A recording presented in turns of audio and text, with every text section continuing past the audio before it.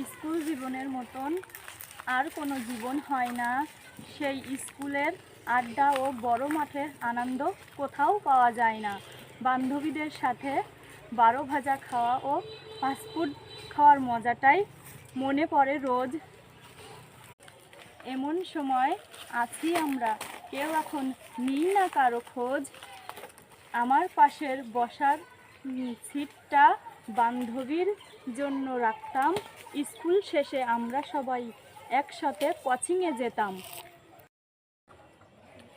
School জীবনটা কাটিয়েছি প্রজাপতির মতন। সেই সময় স্বপ্ন দেখেছি হাজার হাজার শত শত,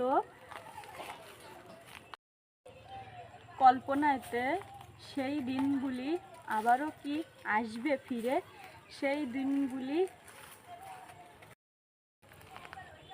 স্কুল জীবনের স্মৃতিগুলো মনেই শুধু রয়ে যায়।